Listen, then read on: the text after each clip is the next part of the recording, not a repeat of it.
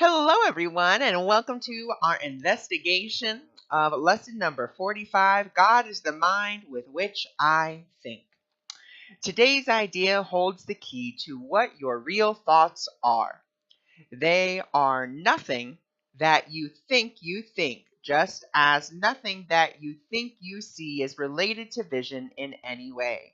There is no relationship between what is real and what you think is real. Nothing that you think are your real thoughts resemble your real thoughts in any respect. Nothing that you think you see bears any resemblance to what vision will show you.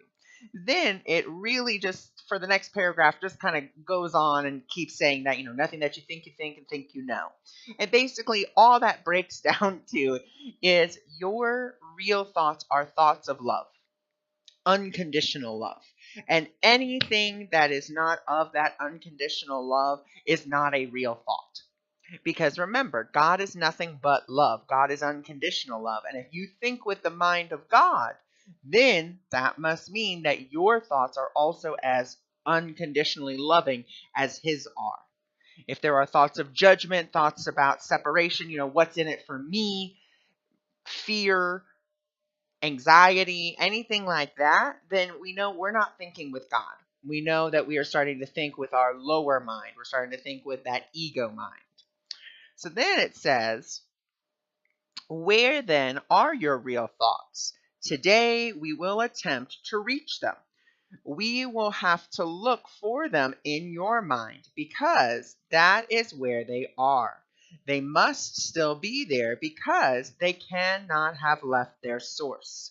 What is thought by the mind of God is eternal, being part of creation. So this part is really just telling us, okay, once again, so where are our real thoughts? Our real thoughts are still in our holy mind.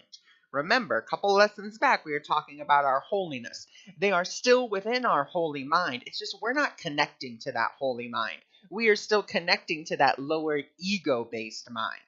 And so this lesson is really helping us to see, okay, my real thoughts are still within me because my mind, my holy mind, is still connected to God's mind. We are always one. And so I'm just not connecting with that. I'm choosing to instead, think with judgment or think with fear, think with, bitterness. I'm still choosing those. So that's why I can't really see my real thoughts. And so today's lesson is helping us to really gain that. And, the lesson says, my real thoughts are in my mind. I would like to find them. I love that. My real thoughts are in my mind and I would like to find them. That's it. It's a very straight statement. It's just like, here it is. I would like to find them. And the beauty of this lesson is it says you cannot fail. Now, why can't you fail? You can't fail because it's God's will that you are one with Him, that you remember your oneness, that you remember that you are love, and to know that fact. And that's why it is impossible for you to truly fail. Okay, as long as you are trying the lesson, as long as you are attempting to do it, then you are doing wonderful. Okay? Then it says that it is the foundation towards which this exercise for today are directed. Here is your mind joined with the mind of God. Here are your thoughts one with His. For this kind of practice, only one thing is necessary. Approach it as if you were approaching an altar dedicated in heaven to God the Father and to God the Son, which is, of course, you. For such is the place you are trying to reach. So once again, it's saying that you are very holy. And we're trying to get back to that holiness. So, to try to say, okay, as I'm doing this, I am coming to this altar. And, because a lot of us have, a belief that altars are very holy, be it an altar to God, an altar to a goddess, your own personal altar that you have that represents, things about yourself. We have this belief that altars are very holy and very sacred. And so we want to take that same type of attitude with this one, with this lesson, and try to have that same reverence. Not fear, but reverence, and be like, you know what? My thoughts are very holy and I want to find them. I am dedicating myself to finding them, to reading what is on this beautiful altar that has been placed before me. Then it says, okay. You will probably be unable as yet to realize how high you are trying to go.